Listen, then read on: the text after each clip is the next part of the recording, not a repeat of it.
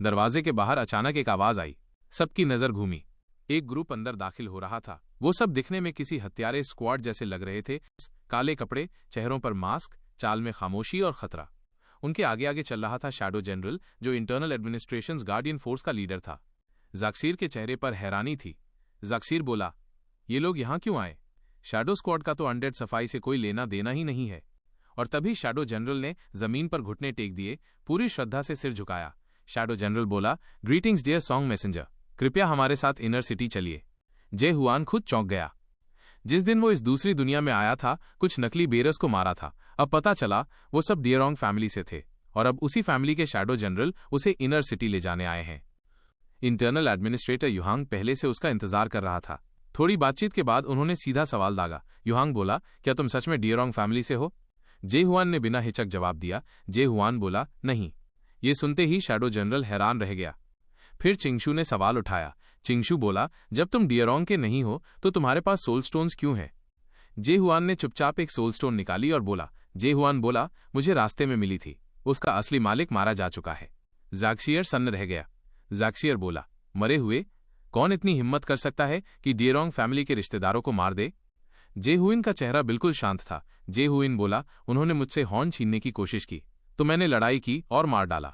डियरोंग family की मौत में युहांग की कोई दिलचस्पी नहीं थी। वो बस जे हुआन की केओस में एंट्री की कहानी जानना चाहता था। जे हुएम ने अपनी सारी जर्नी संक्षेप में बता दी। युहांग बोला, तुम्हारा फिजिकल बॉडी अभी भी अर्थ पर जिंदा है? जे हुआन चौंक गया। उसने कभी गेम को फॉर्मली ज्वाइन नहीं किया था। नाइटमेयर टावर में सीधा कूद गया, और तभी से वो सिर्फ सोल फॉर्म में था। शायद इसी वजह से फैंटेसी ट्री ने उसे अनडेड समझ लिया और केओस में फेंक दिया। इसका मतलब उसका असली शरीर अभी भी अर्थ पर है। लेकिन वो सोच में पड़ गया। जे हुआन सोचते हुए, इन लोगों को ये सब कैसे पता है? युहांग ने सोचा, शायद जे हुआन कुछ छुपा रहा है। युहांग बोला, क्या तुम्हें कोई फोर्स धमका रही है? जे हुआन ने धीरे से जवाब दिया। जे हुआन बोला, मुझे खुद भी ठीक से नहीं पता। युहांग ने बताया कि पिछले 4 दिनों से वो जे हुआन पर नजर रखे हुए थे। उनके एनालिसिस के हिसाब से जे हुआन का डेंजर लेवल एस क्लास था। उसकी कॉम्बैट पावर तो मापी ही नहीं जा सकती थी। लेकिन इसी दौरान उसने 380 मिलियन कार्गो व्हील्स की डैमेज भी कर दी थी। बाकी लोगों के लिए वो या तो कोई पागल था या कोई नायक, लेकिन युहांग उसे प्रोटैगनिस्ट कह रहा था। युहांग बोला, प्रोटैगनिस्ट में एक चीज कॉमन होती है, वो बहुत मशहूर होते हैं, लेकिन तुम्हारे बारे में तो कोई जानकारी ही नहीं मिलती। लगता है किसी ने तुम्हारा सारा डेटा जानबूझकर मिटा दिया है, और ये फोर्स शायद तुम्हारे खिलाफ है। जे हुआन खामोश था। क्या डार्क लॉर्ड वाकई उसका पीछा कर रहा है? ये 12 लॉर्ड्स कितने ताकतवर हैं? युहांग ने फिर कहा। युहांग बोला, मैं तुम्हारी आइडेंटिटी नहीं पूछूंगा, ना ही तुमसे हुए नुकसान का बदला लूंगा, बल्कि मैं तुम्हारी रक्षा करूंगा। जे हुआन को यकीन नहीं हुआ। जे हुएम बोला, क्या आपके पास वो ताकत है जो 12 लॉर्ड्स को रोक सके? युहांग मुस्कुराया। युहांग बोला, तो तुम्हारा पीछा 12 लॉर्ड से जुड़े लोग कर रहे हैं। ये तो और अच्छी बात है, क्योंकि लॉर्ड सीधे केओस में इंटरफेयर नहीं कर सकते। जे हुएम बोला, तो आपको मुझसे क्या चाहिए? युहांग बोला, मैं चाहता हूं कि तुम हमारे सिटी लॉर्ड को बचाओ। इनर सिटी से निकलने के बाद चिंगशू ने फिर से जे हुएन से लड़ने की जिद की। जे हुए उसे नजरअंदाज करना चाहता था, लेकिन तभी चिंगशू ने जायंट टावर की बात छेड़ दी। चिंगशू बोला, मुझे टावर के बहुत से सीक्रेट्स पता हैं। अगर तुम मुझे हरा सको तो मैं हर सवाल का जवाब दूंगा। करीब 2.5 घंटे की जबरदस्त फाइट के बाद चिंगशू जमीन में आधा गड़ा हुआ चिल्ला रहा था। चिंगशू चिल्लाया, जे हुआन, एक और राउंड चलो, मैं अभी हार नहीं मानता। ट्रेनिंग ग्राउंड पूरी तरह तबाह हो चुका था, लेकिन चिंगशू शांत खड़ा था। जे हुआन हैरान था। जे हुआन बोला, साला, ये लाइन हर बार बोलता है, कभी अल्टीमेट टेक्निक का इस्तेमाल करेगा भी या नहीं? और तू सच में 1000 साल से स्लैशिंग प्रैक्टिस कर रहा है? मेरे हिसाब से तो बस 10 साल की मेहनत लग रही है। जे हुआन के ये ताने सीधे दिल पर लगे। असल में नुकसान तो नहीं हुआ, लेकिन ईगो बुरी तरह हर्ट हुई। गुस्से से चिंगशू क्रेटर से बाहर कूदा और बोला, चिंगशू गर्जा, अबे एक बार ये वार झेल के फिर बड़ी बड़ी बातें करना। उसी पल उसके सामने एक खतरनाक टाइगर फैंटम प्रकट हुआ। हवा में उसकी गरज से जमीन कांप उठी। जे हुआन समझ गया, अब ये सच में सीरियस हो गया है। उसने अपना आइस ड्रैगन स्वॉर्ड उठाया और मुकाबला करने को तैयार हो गया। जैसे ही दोनों की वेपन्स टकराईं, एक चमकदार रोशनी चारों तरफ फैल गई। जे हुआन ने पहली बार दर्द महसूस किया। जोरदार टक्कर ने दोनों को कई मीटर पीछे फेंक दिया। जे हुआन चौंका रह गया। जे हुआन बोला, डायरेक्ट थ्रस्ट्स के बाद भी इतना पीछे चला गया। लगता है ये बूढ़ा सच में 1000 साल जी चुका है। दूसरी ओर चिंगशू भी पहली बार मुस्कुराया। चिंगशू बोला, तेरी टेक्निक काफी दिलचस्प है बच्चे। इस मूव का नाम क्या था? जे हुआन ने कहा, बस ऑर्डिनरी डायरेक्ट थ्रस्ट्स। चिंगशू अवाक रह गया।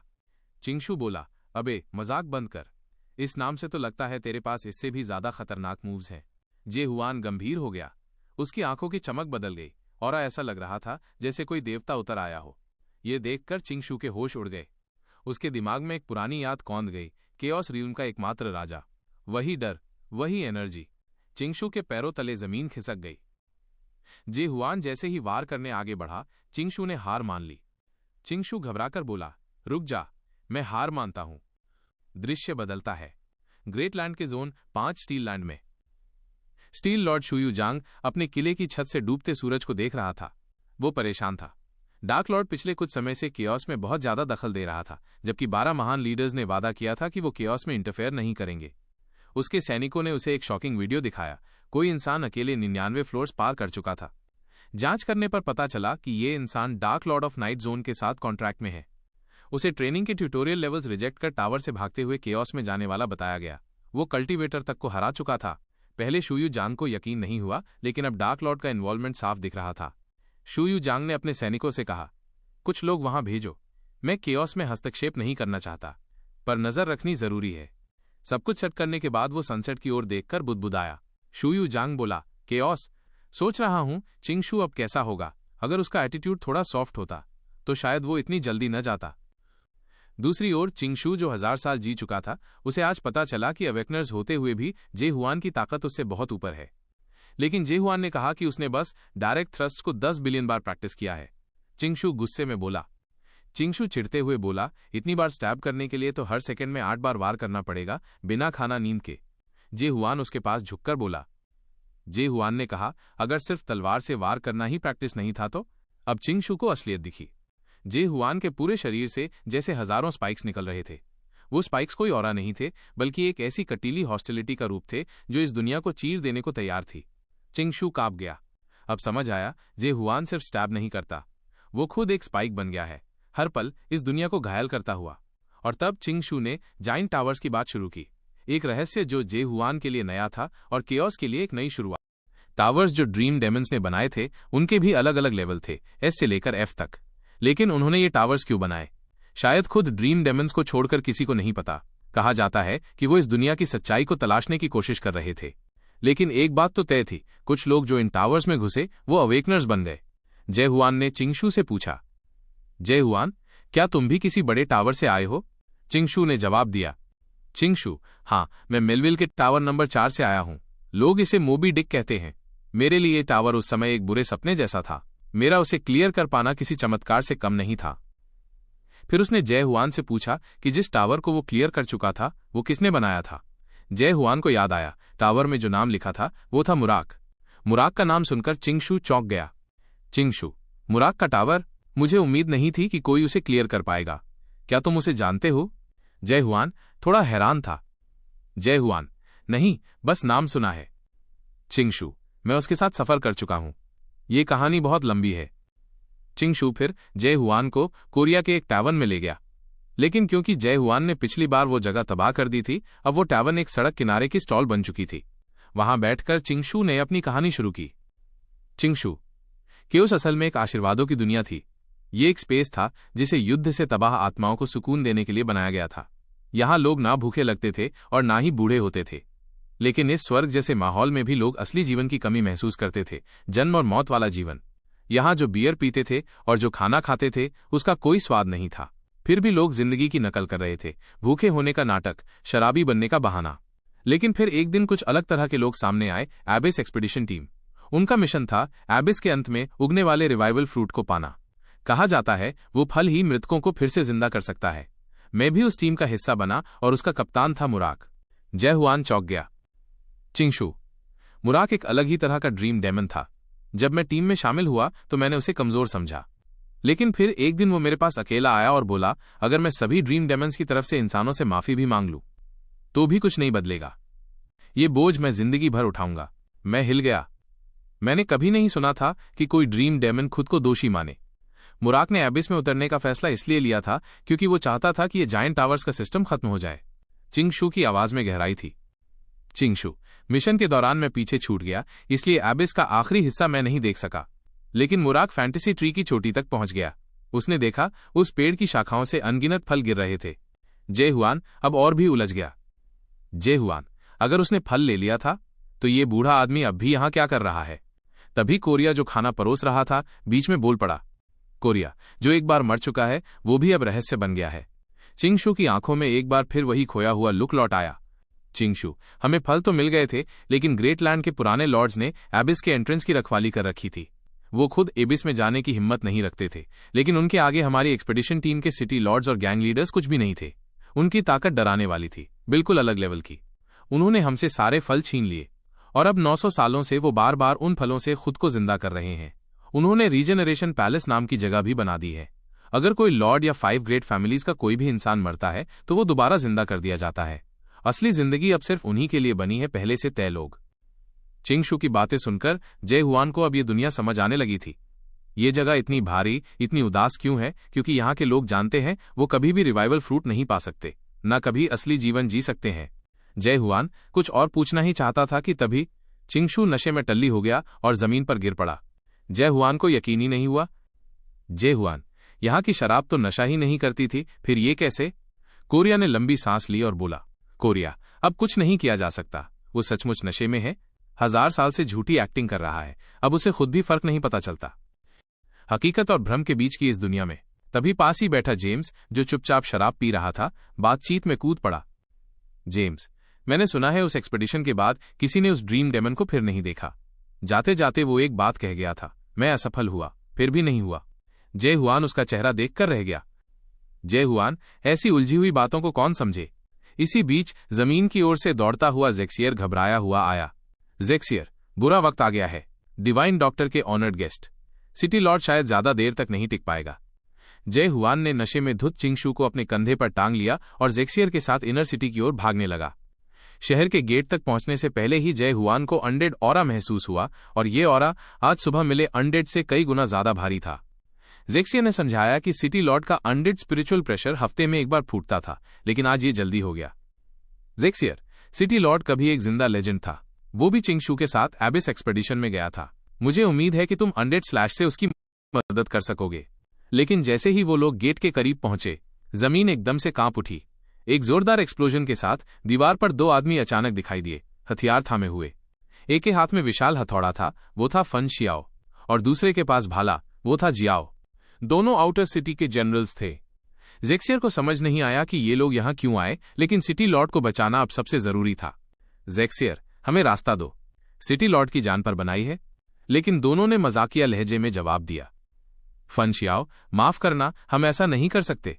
जेक्सियर की आंखें सख्त हो गईं। जेक्सियर, तुम बगावत करने का सोच रहे हो? स्वर्ग के खिलाफ खड़े हो जाओगे? जियाओ, हमारे लिए सिर्फ एक ही स्वर्ग है, और वो है आज का दिन। तभी दोनों ने एक साथ जेक्सियर पर अटैक कर दिया। जेक्सियर ने तुरंत जय हुआन को पीछे धक्का दिया ताकि उसे चोट न लगे। एक तेज एक्सप्लोजन के साथ जेक्सियर ने एक हाथ से हथौड़े का वार रोका और दूसरे हाथ की तलवार से भाले को। दोनों हमलों को रोकने की कोशिश में वो संघर्ष करता रहा। जेक्सियर, मुझे अंदाजा नहीं था कि गोल्डन स्काई गैंग की पहुंच इनर सिटी तक आ जाएगी, लेकिन अभी देर नहीं हुई। सिटी लॉर्ड दयालु है, तुम्हें माफ कर देगा। जियाओ ने फिर एक जोर की हंसी हंसी। जियाओ, तुम उस सिटी लॉर्ड की बात कर रहे हो जो जमीन के नीचे बंधा पड़ा है, जो अपनी ताकत कंट्रोल नहीं कर सकता, जिसे अच्छे बुरे का फर्क तक नहीं मालूम। ऐसा कोई हमारी श्रद्धा का पात्र नहीं है। हेवन डेमन एक्सटर्मिनेशन जनरल, उसकी कोई हैसियत नहीं बची। सब कुछ साफ है, तुम अब भी उसके लिए लड़ोगे? जेक्सियर की आंखों में विश्वास था। जेक्सियर, वो लॉर्ड जरूर लौटेगा। लेकिन तभी हथौड़ा एकदम से उसकी कनपटी के पास आ पहुंचा। जेक्सियर, लगता है अब कोई बात नहीं समझी जा सकती। जेक्सियर संभल भी नहीं पाया और सीधा हथौड़े की मार खा गया। धुआं छटा तो चारों ओर मलबा था। जेक्सियर मुश्किल से उठने की कोशिश कर रहा था, लेकिन उसके अंदरूनी जख्म बेहद गंभीर थे। जेक्सियर, ये दोनों सिर्फ 4 बार अडेप्ट कर चुके थे, मैं तो 5 बार अडेप्ट कर चुका हूं, फिर भी मैं हार गया। इनकी स्पीड और स्ट्रेंथ को मैं बिल्कुल भी नहीं पढ़ पाया। क्या ये अनडेड में बदलने के लक्षण हैं? वो जय हुआन से कुछ कहने ही वाला था कि जय हुआन ने नशे में बेसुध चिंगशू को रेत की बोरी की तरह उठाया और सीधा जेक्सियर के मुंह पर फेंक दिया। जय हुआन, ये उस धक्के का बदला है जो तुमने मुझे थोड़ी देर पहले दिया था। फिर वो धीरे धीरे उन दोनों दुश्मनों की ओर बढ़ा। फन शियाओ ने उसे देखकर मजाक उड़ाया। फन शियाओ, तेरी कद काठी देख के ही लग रहा है तू आधे से भी छोटा है मुझसे।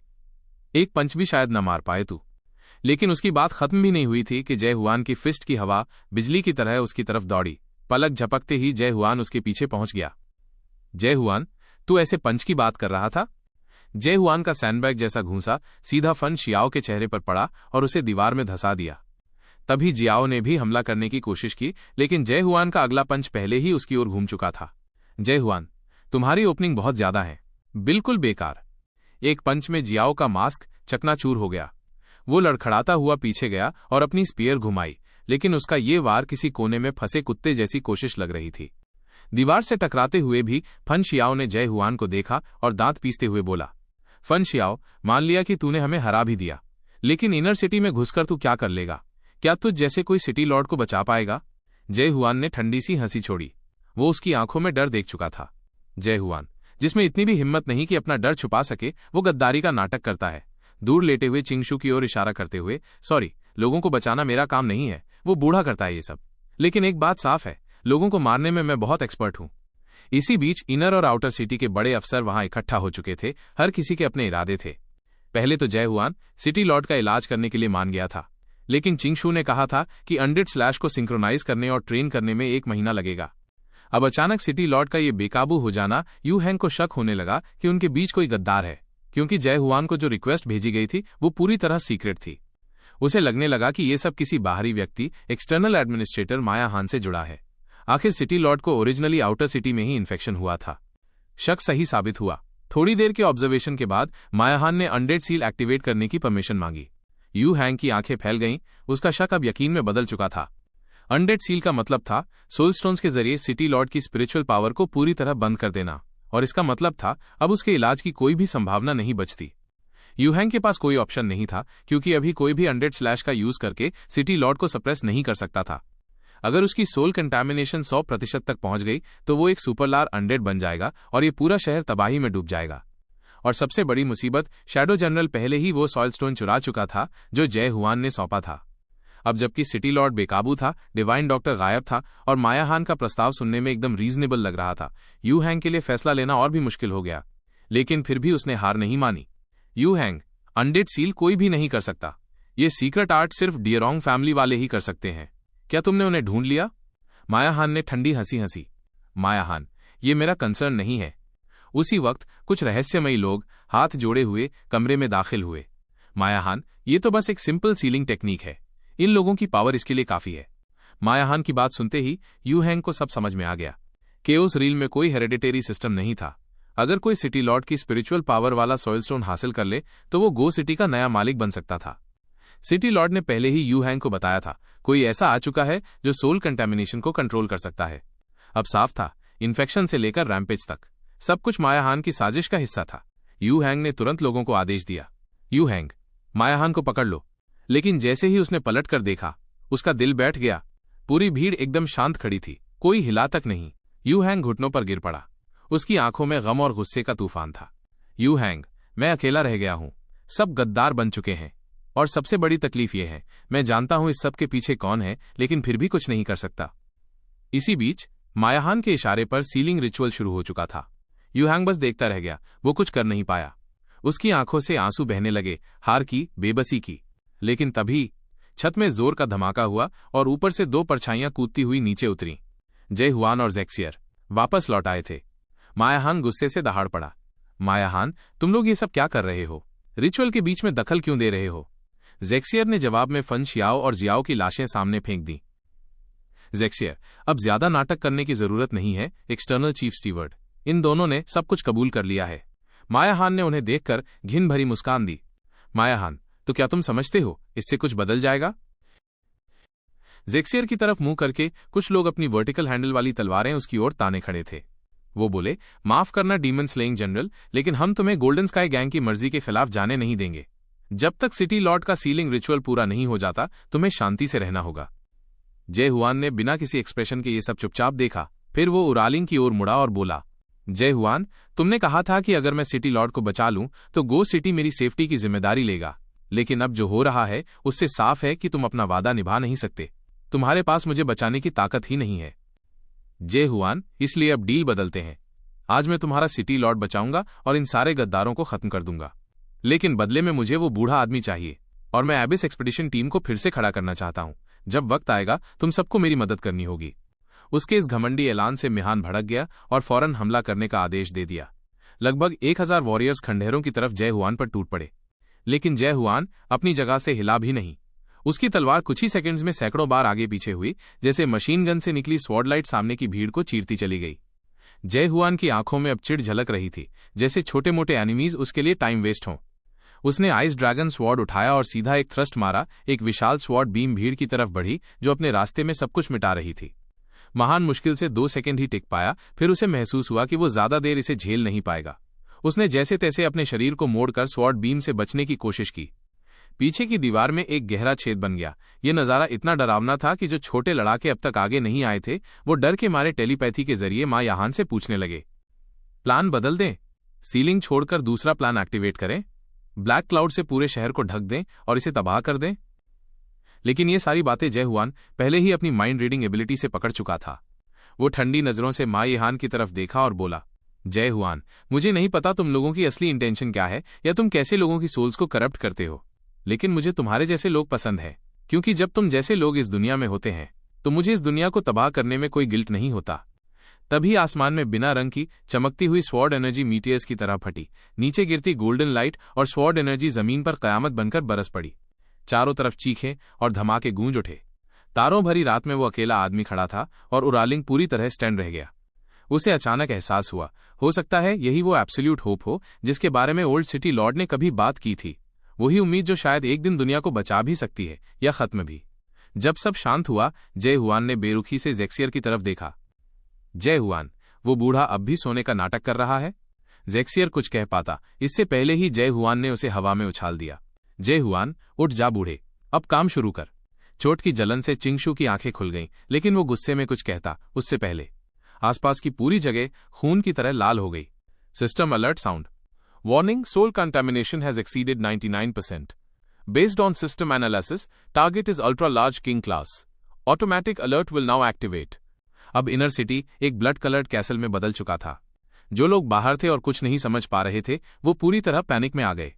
चिंगशू ने तलवार खींची, उसका एक्सप्रेशन गंभीर हो गया। चिंगशू, बच्चे, तू साइड से असिस्ट करना। उसने अपनी तलवार जमीन में घुसी और आसपास की दुनिया एक इंक वॉश पेंटिंग जैसी लगने लगी। सिटी लॉर्ड का चेहरा स्केच करते हुए चिंगशू ने जय हुआन से कहा, चिंगशू, सो कॉल्ड किंग का मतलब है वो भूली हुई यादों को दोबारा शरीर में वापस लाना। अगर हम उन खोई यादों को बहाल कर पाएं तो शायद इस संकट को रोका जा सकता है। लेकिन तभी कुछ ऐसा हुआ जिसने चिंगशू को दहला दिया। सिटी लॉर्ड की आंखें खून जैसी लाल होने लगीं और उसका शरीर किसी डरावने फिगर से भरने लगा। चिंगशू का पूरा शरीर कांपने लगा। चिंगशू, ये बुरा हो गया। ये सिटी लॉर्ड नहीं है। ये वो कुछ और कहता, उससे पहले ही वो डरावना फिगर जमीन पर जोर से पैर पटकता है और इतनी भारी स्पिरिचुअल प्रेशर फैलती है कि जय हुआन तक डर महसूस करता है। अगले ही सेकंड एक सड़ा हुआ डरावना वॉइस गूंजता है, आई नेवर। आवाज कट जाती है। चिंगशू को यकीन नहीं हो रहा था कि वो अपनी इस बॉडी में वापस आ पाएगा। एक तेज आवाज गूंजी, अज्ञात आवाज, चिंगशू, तुम आधे अधूरे अवाकेनर, तुम अब तक रुके क्यों हो? तुम्हें तो एबिस से जो चाहिए था वो 900 साल पहले मिल चुका है ना? ये आवाज सुनते ही चिंगशू का पूरा शरीर कांप उठा। वो कांपते हुए बोला, चिंगशू, ये तुम हो केओस का एकमात्र राजा, कैलेमिटी। कैलेमिटी ने सिर्फ एक इशारे में चिंगशू की मेंटल वर्ल्ड को चकनाचूर कर दिया। जय हुआन का चेहरा गंभीर हो गया। उसकी माइंड रीडिंग भी कैलेमिटी के अस्तित्व को नहीं समझ पा रही थी। चिंगशू के पैर खुद ब खुद कांपने लगे। वो कभी सोच भी नहीं सकता था कि सामने खड़ा शख्स किंग्स डिसेंट टेक्निक का इस्तेमाल करके सिटी लॉर्ड की बॉडी को पोसेस कर चुका है। और सबसे डरावनी बात यह थी कि यह सिर्फ एक अवतार था, लेकिन फिर भी उसका दबदबा रूह तक को हिला देने वाला था। तभी जय हुआन की आवाज सुनाई दी, जय हुआन, बूढ़े, क्या तुम मर गए हो? अब मैं इससे निपटने वाला हूं। उसके घमंडी लहजे पर कैलेमिटी जोर से हंस पड़ा। चिंगशू ने घबराकर जय हुआन का हाथ पकड़ा। चिंगशू, ये बिल्कुल भी मुमकिन नहीं है। उस वक्त मुराग भी इसका कुछ नहीं बिगाड़ पाया था। ये सिर्फ एक अवतार है, लेकिन इसे हल्के में लेना मौत को बुलाना है। जय हुआन ने शांत लहजे में कहा। जय हुआन, डर मत, मुझ पर भरोसा रख, मैं इसे हरा सकता हूं। कैलेमिटी ने फिर जोर से ठहाका लगाया। कैलेमिटी, छोटे इंसान, कितने बेवकूफ हो तुम अवाकेनर लोग। वो धीरे से अपना मुंह खोला और वहां से एक पिच ब्लैक ब्रॉडस्वॉर्ड बाहर निकाली। कैलेमिटी, इस तलवार को वॉइड स्वॉर्ड कहते हैं। एबिस के एंट्रेंस पर मैंने इसी से आधी एक्सपेडिशन टीम को किंग्स में बदल दिया था। कैलेमिटी ने वॉइड स्वॉर्ड उठाई और सीधा जय हुआन की ओर हमला किया। कैलेमिटी, मुझे पता है तुम्हारे जैसे लोग किस तरह की नजरें रखते हैं। तुम एबिस में जाना चाहते हो, है ना? अभी भी लोग सोचते हैं कि इस दुनिया का अंत देखा जा सकता है, लेकिन तुम अभी बहुत पीछे हो। तुम तो उस ड्रीम डेमन से भी कमजोर हो जो 900 साल पहले आया था। ये कहते हुए कैलेमिटी ने जय हुआन के बाल पकड़ लिए और जमीन पर पटकने वाला ही था कि जय हुआन ने पलटकर जोरदार काउंटर अटैक किया। कैलेमिटी का एक हाथ राख में बदल गया। जय हुआन मन ही मन, एक हाथ तो ठीक से उड़ गया, अब गर्दन पर वार करना चाहिए। लेकिन उसके सोचने से पहले ही कैलेमिटी उसकी आंखों के सामने प्रकट हो गया। जय हुआन को एक गहरी खतरे की आहट महसूस हुई। अगले ही पल वॉइड स्वॉर्ड सीधी उसकी ओर लपकी। जय हुआन ने अपना शरीर मोड़ा, लेकिन फिर भी उसकी बाजू कट गई। वो दर्द सहते हुए कैलेमिटी की बॉडी पर वार करता है। कैलेमिटी का शरीर खून से लथपथ हो गया, लेकिन वो जरा भी नहीं रुका। वॉइड स्वॉर्ड और तेजी से उसकी ओर झपटी। जय हुआन पीछे हटा और किसी तरह जमीन में धंसने से बचा। कैलेमिटी, ये जो कंटेमिनेशन है, ये असल में टाइम की बीमारी है। मेरी वॉइड स्वॉर्ड की सिर्फ एक खरोंच और तुम हजारों सालों का एहसास करोगे। तुम्हारी आत्मा धीरे धीरे सड़ जाएगी, बूढ़ी होगी और अंत में अनडेड में बदल जाएगी। अब तक जय हुआन की घायल बाजू सड़ने लगी थी, लेकिन वो घबराया नहीं। उसने हाथ घुमाया और एक काली गाढ़ी चीज बाहर निकाली। जय हुआन, इस सड़ने वाली चीज से छुटकारा पाना होगा, कैलेमिटी ने यह देख हंसते हुए कहा। कैलेमिटी, वाह, अपनी आत्मा के एजिंग हिस्से को जबरदस्ती काटकर अलग कर दिया। गजब की विल पावर है तुम्हारी। लेकिन इसका क्या? अगले ही सेकंड कैलेमिटी के शरीर से एक भयानक एनर्जी फूटी। जय हुआन हैरान रह गया। कैलेमिटी का शरीर पूरी तरह रिकवर हो चुका था और अब उसके चारों तरफ अनगिनत वॉइड स्वॉर्ड्स हवा में तैर रही थीं। कैलेमिटी ने हाथ उठाया और वो सारी वॉइड स्वॉर्ड्स जय हुआन की ओर तेजी से लपकीं। जय हुआन ने आइस ड्रैगन स्वॉर्ड उठाई और उन्हें रोकने की कोशिश की, लेकिन शक्ति में अंतर बहुत ज्यादा था। कई वॉइड स्वॉर्ड्स उसके शरीर को आर पार कर गईं। पीछे खड़े चिंगशू की चीख निकल गई। चिंगशू नहीं, लेकिन कैलेमिटी फिर से आगे बढ़ा। जय हुआन ने जैसे तैसे अपनी तलवार उठाई, पर कैलेमिटी की जबरदस्त टक्कर से चिंगशू हवा में दूर जा गिरा। तू जबरदस्ती कर रहा है तो तेरी सोल पूरी तरह से गायब हो जाएगी। जय हुआन का चेहरा अचानक गंभीर हो गया। वो मानना नहीं चाहता था, लेकिन कैलेमिटी बिल्कुल सही था। वो ना तो अपने सामने वाले की वीकनेस को पढ़ पा रहा था और ना ही माइंड रीडिंग यूज कर पा रहा था। हर तरफ फैले हुए गोल्डन पार्टिकल्स पूरे स्पेस को डिस्टर्ब कर रहे थे, जिससे उसका फोकस टूटता जा रहा था। चिंगशू ने एक बार कहा था, हर अवकेनर का अपना एक मेंटल वर्ल्ड होता है। जय हुआन ने अपने दुनिया में उन सभी लोगों की यादों को बसाया था जो अब इस दुनिया में नहीं थे। उन्हीं की याद में उसने ये पूरा मेंटल वर्ल्ड तैयार किया था। ये सोचते हुए जय हुआन ने अपनी आइस ड्रैगन स्वॉर्ड को कसकर पकड़ा। वो थोड़ी दूरी बनाकर पीछे हटा और फिर डिसिसिवली उसने अपनी थर्ड अवाकिंग स्टेज एक्टिवेट की, सेल्फ ऑब्लिवियन। उसके पैरों के नीचे से वॉइड फैलने लगा। एक पल में ही चारों तरफ का सीन बदल गया। अब वहां एक डरावनी, काली और खून से भरी दुनिया थी। ये था हुआन का डोमेन। इस दुनिया की हवा में ही किलिंग इंटेंट और रिसेंटमेंट घुला हुआ था। चिंगशू उस दुनिया को देखकर एक पल के लिए चुप हो गया। कैलेमिटी ने भी उस वर्ल्ड की एसेंस को समझ लिया था। वो हंसते हुए बोला, कैलेमिटी, तो ये है तेरा सपना? इंटरेस्टिंग वाकई में। और तभी जय हुआन की आइस ड्रैगन स्वॉर्ड अचानक उसकी तरफ तेजी से बढ़ी। वो वार किसी रोमन एम्परर जैसा था। कैलेमिटी का मुंह पूरी तरह से भर गया। जय हुआन, अब शायद ये एनोइंग पार्टिकल्स दिखना बंद हो जाएं। कैलेमिटी के दांत टूट गए थे, लेकिन उसकी हंसी नहीं रुकी। अगले ही पल उसके मुंह से हजारों की तादाद में काले वाइन्स निकली और जय हुआन को पूरी तरह जकड़ लिया। कैलेमिटी तिरस्कार भरे अंदाज में, तुझे पता नहीं कि मुझे हराना कैसे है, फिर भी तू ऐसे अटैक करता है। तेरा आइडियल जितना फूलिश है, तेरी कोशिशें भी उतनी ही लाफेबल है। कैलेमिटी ऊपर उछला और बैकहैंड से जय हुआन को जमीन पर पटक दिया। ये वार इतना हैवी था कि जय पूरी तरह हेल्पलेस महसूस करने लगा। धूल छटने के बाद कैलेमिटी ने अपनी वॉइड स्वॉर्ड निकाली और जय हुआन की छाती पर तान दी। कैलेमिटी, तू इंटरेस्टिंग अवाकेनर है, आज किस्मत अच्छी लग रही है। और वो वार करने ही वाला था कि अचानक जय हुआन की आंखें खुल गईं। एक तेज स्वॉर्ड बीम बिजली की रफ्तार से कैलेमिटी की ओर निकली। वो वार सीधा उसकी बॉडी को चीरता हुआ गया और कैलेमिटी का आउटर कोट फट गया। जय हुआन धीरे धीरे उठा, हाथ में आइस ड्रैगन स्वॉर्ड लेकर। जय हुआन, तूने कहा था कि तू खुद को लकी मानता है, तो सुन, ये तो बस शुरुआत है। लेकिन अगले ही सेकेंड उस फटी हुई जगह से खून की नदियां खिंचती चली आईं और कैलेमिटी की बॉडी अपने आप जुड़ने लगी। अब वो पहले से भी ज्यादा मोटा और खतरनाक दिख रहा था। जय हुआन ये सब देखकर शॉक्ड रह गया। कैलेमिटी का अगला अटैक शुरू हो चुका था। जे ने जैसे तैसे खुद को मोड़ा और डॉज किया, लेकिन अब कैलेमिटी की स्पीड भी बढ़ गई थी। सिर्फ एक हल्की पाम स्ट्राइक में ही जय हुआन सैकड़ों मीटर दूर दीवार से टकरा गया। उस वार से ऐसा लगा जैसे उसके अंदरूनी ऑर्गन्स ही बाहर निकलने वाले हों। लेकिन वो अभी ठीक से सांस भी नहीं ले पाया था कि कैलेमिटी की वॉइड स्वॉर्ड फिर से उसकी तरफ आ रही थी। जय पीछे नहीं हटा, उसने आइस ड्रैगन स्वॉर्ड उठाई और सीधा वार किया। पल भर में ही उन्होंने सैकड़ों बार स्वॉर्ड्स टकराई। कैलेमिटी, इन लाखों सालों में मैंने कई बींग्स देखे हैं जिन्होंने अपनी दुनिया बनाई। हर कोई किसी न किसी सवाल के साथ उस फैंटेसी ट्री की चोटी तक चढ़ना चाहता था। तो तू कौन है? तू क्या ढूंढ रहा है ऐसी दुनिया को एम्ब्रेस करके? तेरा सवाल क्या है? लेकिन जय हुआन उसकी बातों को अनसुना करता रहा। वो लगातार कैलेमिटी के हर वार को ब्लॉक कर रहा था, उसकी कमजोरी तलाशने की कोशिश में। मगर उसकी डेस्परेशन को देखकर कैलेमिटी और भी ज्यादा हंसने लगा। कैलेमिटी, तो ये है तेरी दुनिया? क्या ही अरोगेंट वर्ल्ड है। एक सिंपल ह्यूमन ये सोचता है कि वो। इस बार की लड़ाई सिर्फ ताकत की नहीं बल्कि अस्तित्व के सवाल की थी, फैंटेसी की वैल्यू को चैलेंज करने वाली लड़ाई, और वो भी इस दुनिया को हथियार बनाकर। जय हुआन के सामने खड़ा वो राक्षसी कैलेमिटी, उसकी ट्विस्टेड और डरावनी बॉडी को देखकर जय को एक जाना पहचाना एहसास हुआ। ये फीलिंग पहले भी आई थी, उसने खुद से कहा। वो एहसास ठीक वैसा ही था जैसा बीस्ट यू से लड़ते वक्त हुआ था। तभी अचानक उसके सिर में तेज दर्द हुआ। जय हुआन, सही पकड़ा। ये जो सामने है ये सिर्फ एक अवतार है जिसने सिटी लॉर्ड के शरीर को कब्जा कर लिया है, यानी कहीं पीछे मेन बॉडी भी मौजूद है। ये सोचते ही जय हुआन ने अपनी तलवार और मजबूती से थाम ली और बिना किसी झिझक के उसने सीधा वार किया। उसके स्वॉर्ड स्लैश से निकली डरावनी एनर्जी सीधे कैलेमिटी की ओर बढ़ी। एक जोरदार एक्सप्लोजन हुआ। कैलेमिटी के शरीर के टुकड़े बिखर गए, लेकिन वो फ्रेगमेंट्स फिर से रेंगने लगे, आपस में जुड़ने लगे। अब कैलेमिटी पूरी तरह बर्दाश्त खो चुका था। तू जानता है मैं अमर हूं, फिर भी बार बार मुझ पर वार कर रहा है। वो गर्जा और अपना खून से भरा मुंह खोल लिया। अब वो जय को निगल जाना चाहता था, इस गेम को खत्म करने के लिए जिसने उसकी पेशेंस तोड़ दी थी। लेकिन ठीक उसी पल जय हुआन की आंखें चमकी। अब वो थ्रेड उसे साफ दिख रहा था, वो थ्रेड जो कैलेमिटी के अवतार को उसकी मेन बॉडी से जोड़ रहा था। जय हवा में उछला और सुनहरी पार्टिकल्स के बीच उसने अपनी आइस ड्रैगन स्वॉर्ड उठाई और पूरा दम लगाकर उस थ्रेड पर अंतिम वार कर डाला। कैलेमिटी के पीछे से धमाके की आवाज आई। उसकी आंखें हैरानी से खुल गईं। अगले ही सेकंड चारों ओर की रियलिटी टूटने लगी। कैलेमिटी का अवतार अपनी मेन बॉडी से डिस्कनेक्ट हो गया। कैलेमिटी फेडिंग वॉइस में, घमंडी इंसान, मैं तुझे एबिस के गेट पर इंतजार करूंगा। उसकी आवाज मिटते ही सब कुछ शांत हो गया। जय दीवार का सहारा लेकर थक कर बैठ गया।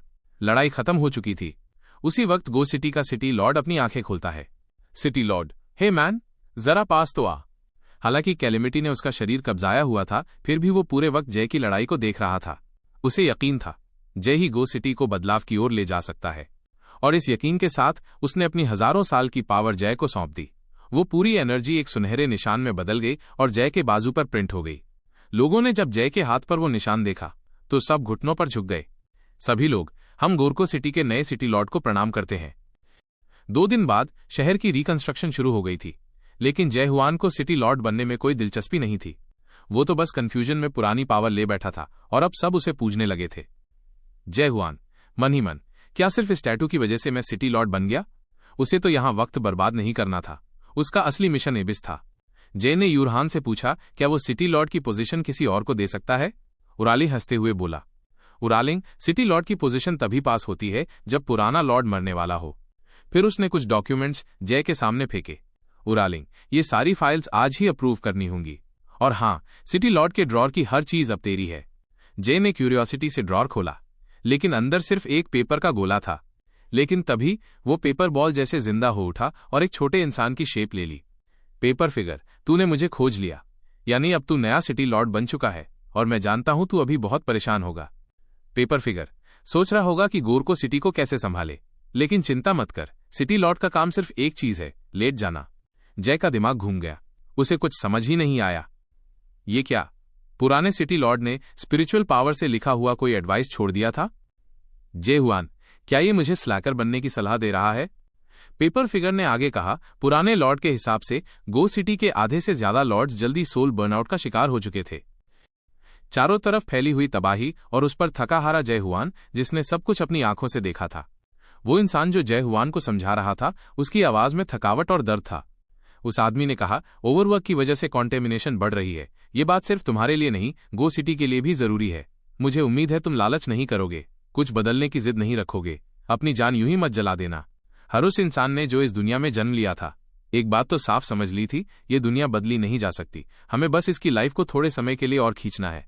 उसने फिर कहा, ज्यादा लोगों को बचाने के लिए कम लोगों को छोड़ देना ही समझदारी है। अगर तू सच में एक अच्छा सिटी लॉर्ड बनना चाहता है तो नाकाम होना तेरी काबिलियत है। ये सुनकर जय हुआन एकदम चुप हो गया। उसे समझ में आ गया कि इस दुनिया में लोग बदलाव से क्यों डरते हैं। हर पुराने सिटी लॉर्ड ने उम्मीद को मार दिया था, सिर्फ सर्वाइवल बढ़ाने के लिए। जय हुआन, मैं गोअर कंपनी के सिटी लॉर्ड को खत्म करना चाहता हूं। यूरहेन हैरान रह गया। यूरहेन, गो सिटी एक मिलिट्री स्ट्रक्चर है, दुश्मनों से बचने के लिए बना है। क्या तुम इसे तबाह करना चाहते हो? जय हुआन ने एकदम सीरियस होकर जवाब दिया।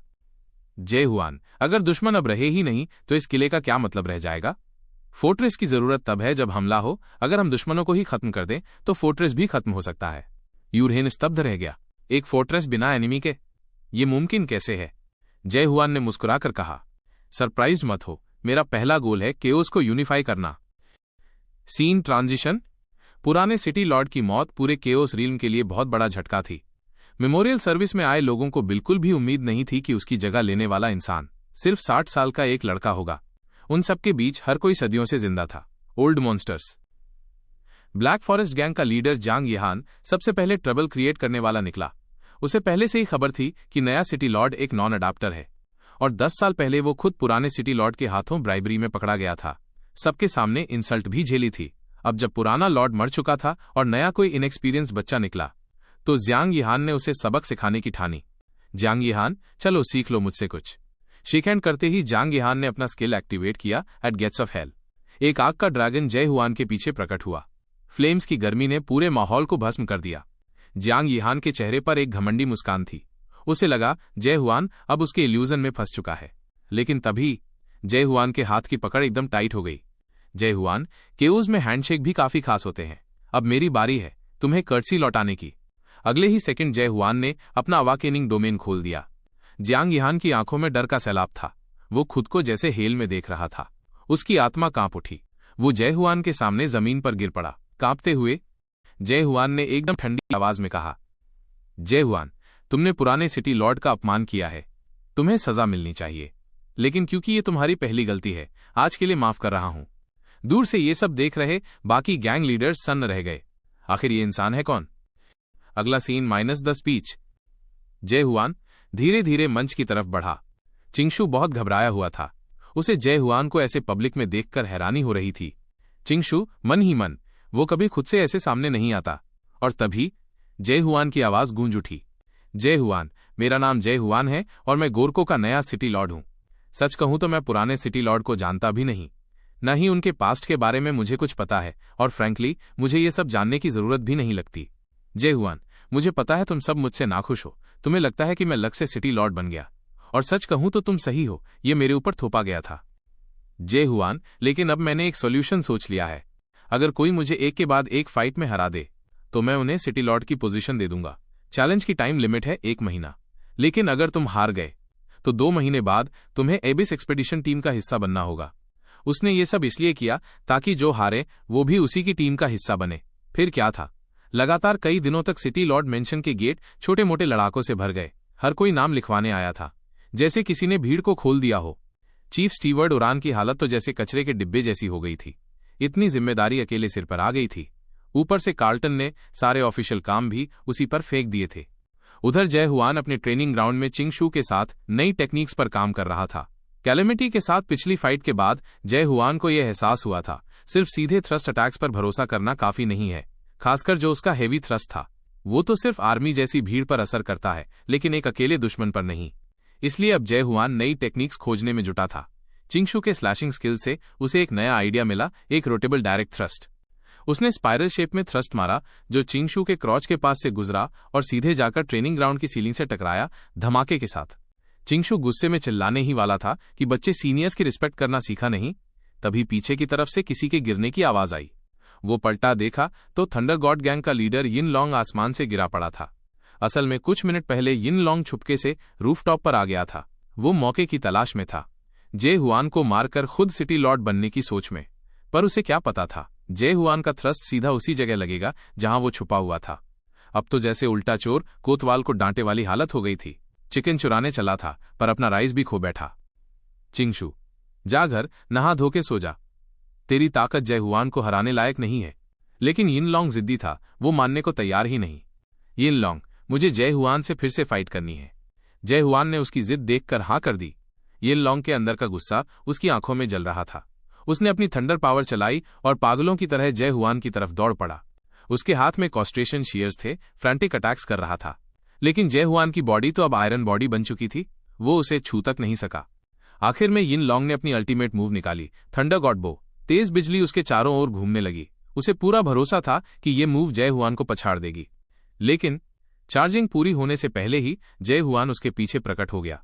जय हुआन, तेरा ये मूव बहुत स्लो है बच्चे। कुछ सेकंड बाद यिन लॉन्ग की पूरी बॉडी पर बम्स थे। वो जय हुआन के सामने झुक गया। यिन लॉन्ग, चिंता मत करो सिटी लॉर्ड, मैं खुद लोगों को बताऊंगा कि तुमने थंडर गॉड गैंग के लीडर को मुश्किल से हराया है। जय हुआन मुस्कुराया। ये खबर अब और ज्यादा ताकतवर लड़ाकों को अट्रैक्ट करेगी। लगता है एबिस एक्सपीडिशन टीम जल्द ही पूरी बन जाएगी।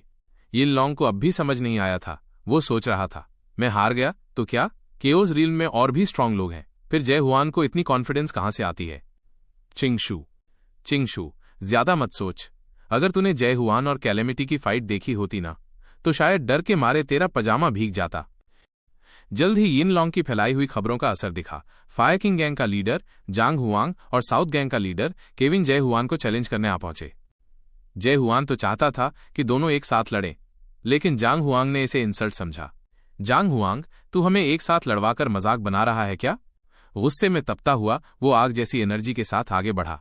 उसने अपनी फ्लेम मैट ब्लेड उठाई और जय हुआन पर हमला कर दिया, लेकिन ब्लेजिंग फायरलाइट के सामने खड़ा जय हुआन एक बार भी नहीं झपका। धमाके की आवाज गूंजी। चिंगशू, बच्चे, क्या तुम ट्रेनिंग ग्राउंड उड़ाने का इरादा रखते हो? लेकिन जांग हुआंग रुका नहीं।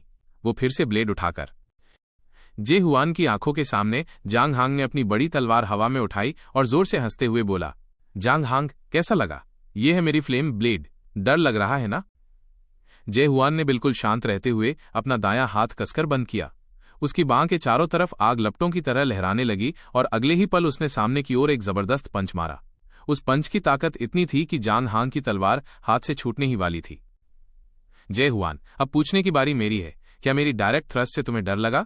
जांग हांग की डरी हुई निगाहों के सामने जय हुआन पहले ही अपनी तलवार उठा चुका था और फिर अगले ही पल धड़ाम, दीवार में एक गहरा अंधकारमय गड्ढा बन गया।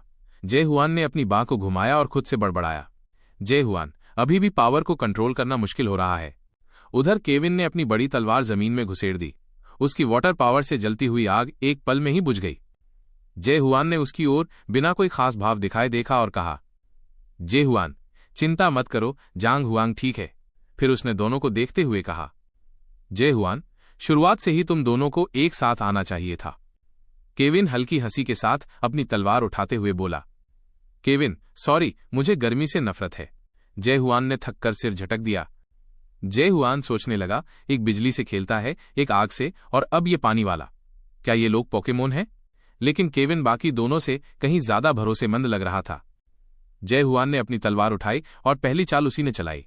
केविन ने अपनी बड़ी तलवार आगे रखकर उसका वार रोका। पहला टकराव पूरा होते ही केविन ने तेजी से तलवार घुमाकर पलटवार किया। बस एक ही भिड़ंत में जय हुआन समझ गया, केविन बाकी दोनों से अलग था। उसकी ऑफेंस और डिफेंस दोनों बैलेंस्ड थीं। उसके मूव्स में स्मूथनेस था, लेकिन जय हुआन को हराना अभी भी आसान नहीं था। जय हुआन ने केविन की तलवार से बचते हुए हवा में छलांग मारी। उसकी आइस ड्रैगन स्वॉर्ड ऊपर से नीचे केविन की ओर तेजी से थ्रस्ट करने लगी। तलवार की एनर्जी इतनी जबरदस्त थी कि केविन को सीधे ब्लॉक करने की हिम्मत नहीं हुई। वो तेजी से पीछे हटा। धड़ाम, चारों ओर का इलाका अब लगभग खंडहर बन चुका था। केविन ने खुद पर हंसते हुए कहा, केविन, अगर अभी पीछे ना हटता तो शायद मैं भी दूसरा जांग हुआंग बन चुका होता। उसने अपनी तलवार वापस रख दी और बोला, केविन, मैं हार मानता हूं। जय हुआन थोड़ा हैरान हुआ। जय हुआन, तुमने तो अपनी असली ताकत भी नहीं दिखाई, फिर हार कैसे मान ली? केविन मुस्कुराते हुए बोला, कुछ चीजें ऐसी होती हैं जिन्हें आखिर तक लड़कर साबित करने की जरूरत नहीं होती। तो अब जब हार गया हूं, चलो एबिस एक्सपीडिशन टीम के बारे में बात करते हैं। जय हुआन की एबिस एक्सपीडिशन टीम अब आखिरकार खुल चुकी थी। लेकिन बाकी लोगों से अलग केविन इस शहर का लॉर्ड बनने नहीं आया था, बल्कि वो शुरू से ही एक्सपीडिशन टीम में शामिल होना चाहता था। 900 साल पहले जब आखिरी बार एक्सपीडिशन हुआ था, केविन उसमें शामिल नहीं हो पाया था क्योंकि उसकी ताकत उस वक्त काफी नहीं थी। लेकिन उसने पूरी एक्सपीडिशन को अपनी आंखों से तबाही में जाते देखा था। इन 900 सालों में वो उस दर्द को अंदर ही अंदर दबाए रहा, अकेले अपनी स्वॉर्ड्समैनशिप को तराशते हुए, सिर्फ एक मकसद के लिए, फिर से एबिस में लौटना। और जांग हांग, जो बाहर से गुस्सैल था, अंदर से सीधा सपाट इंसान था। हार की शर्त लगाई थी तो अब उसे माननी ही थी। वो भी एक्सपेडिशन टीम में शामिल हो गया। चिंगू ने यिनलॉन्ग की ओर देखा और पूछा, चिंगू, तू क्या सोच रहा है? इतना सुनते ही यिनलॉन्ग सीधा जय हुआन की ओर भागा। जय हुआन को लगा शायद वो नाराज है और फिर से लड़ना चाहता है, इसीलिए उसने तलवार निकाल ली। लेकिन अगले ही पल यिनलॉन्ग ने घुटनों पर बैठते हुए सिर झुका दिया। यिनलॉन्ग, मैं यिनलॉन्ग थंडर गॉड गैंग का लीडर आज से सिटी लॉर्ड जय हुआन के प्रति वफादारी की कसम खाता हूं। ये नज़ारा देख वहां मौजूद हर कोई हैरान रह गया। जय हुआन खुद भी थोड़े असहज भाव में बोला, जय हुआन, मुझे तेरी लॉयल्टी की जरूरत नहीं है। यिनलॉन्ग, प्लीज मुझे अपना सबॉर्डिनेट बना लो। अगर वो भी नहीं हो सकता तो कोई भी छोटा मोटा पोजीशन दे दो। चिंगशू अब बर्दाश्त नहीं कर पाया। चिंगशू, तू एक गैंग लीडर है यार, थंडर गॉड गैंग की इज्जत का क्या? इतना सुनते ही यिनलॉन्ग की आंखों में दर्द उतर आया। उसने कहा, यिनलॉन्ग, थंडर गॉड गैंग अब रही ही नहीं, सिर्फ मैं और मेरे 6 साथी ही जिंदा बचे हैं। 1 हफ्ता पहले गोल्डन स्काई गैंग ने पूरी गैंग को मिटा दिया था।